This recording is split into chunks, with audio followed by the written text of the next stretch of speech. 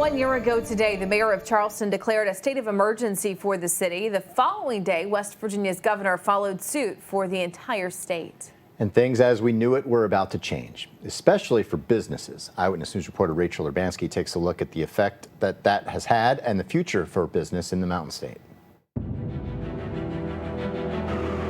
Just about a year ago, our world and state changed.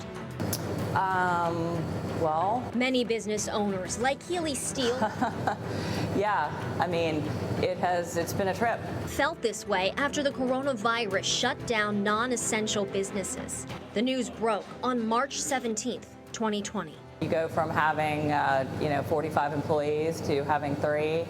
My days are a little blurry. The leisure and hospitality sector took the biggest hit.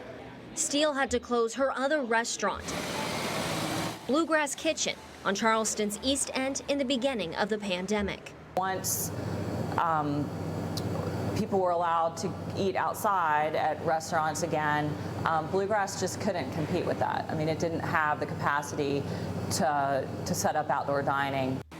Many other businesses also had to close their doors. West Virginia lost about 94,000 jobs, or about 13% of the total jobs in the state, over a 2 or 3 month period.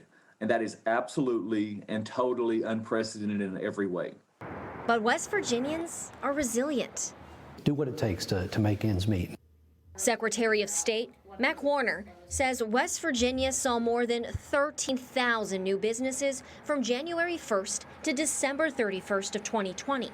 And that's a growth of 14.09%. We actually had more businesses opening during the pandemic than we had in previous years. Now, it wasn't huge numbers, but it was noticeable. Still, during the pandemic, many small businesses went into survival mode, adapting with curbside service, takeout, delivery, and outside dining. Many are still struggling, like at the Pitch Sports Bar and Grill at the Shawnee Sports Complex. We are adapting to everything, but it's constantly changing. It's like a moving target. Owner Paul Smith stays busy these days. He opened both the Pitch and 1010 Bridge restaurant during the pandemic. Had a really good first couple months, and then really the last month we've seen a little uptick, but it has been a struggle. We've all dug into our savings and our pockets, trying to keep people employed for payroll and buy food and things like that. While 1010 is doing pretty well, the Pitch is struggling.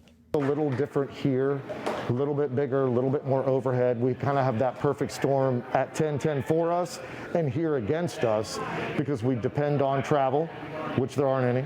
No one's traveling. We depend on large groups, which the gathering is now a taboo word, and we also depend on sports. And as you see, there really isn't a ton going on out there. He's hanging on.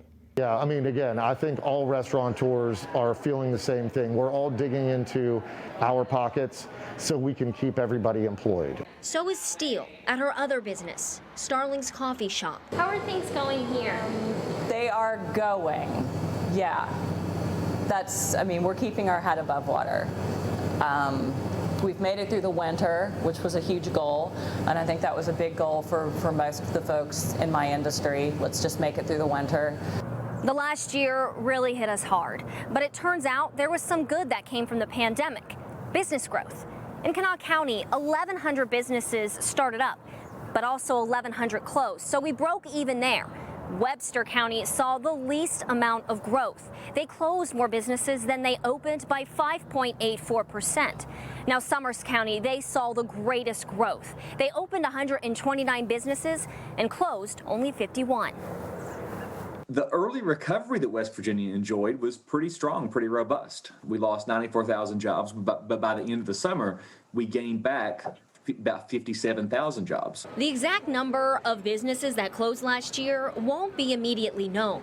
Sometimes it takes 3 years to officially take a business off the Secretary of State's list.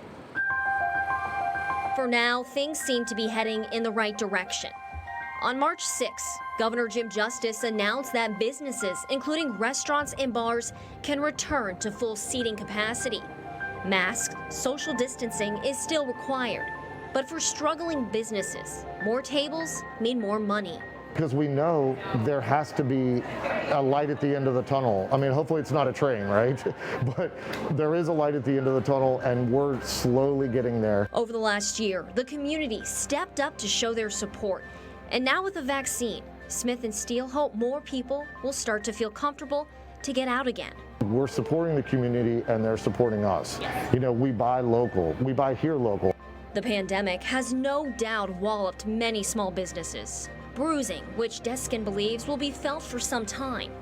If you think over a 3-year period from the beginning of 2020 to the beginning of 2023, we think that every industrial super sector in West Virginia will have fully recovered by then, except for leisure and hospitality and retail. We think those two super sectors will still be down even 3 years out after the beginning of the crisis. For Steele and Smith, this is their American dream, and they're holding on, hoping the last state with a reported COVID case could end up being first with the percentage of shots in the arms. In Charleston, Rachel Urbanski, Eyewitness News. And if you want to find out how each county fared and the number of businesses that opened or closed in 2020, we do have more on that. Just head to this story on WCHS-TV.com.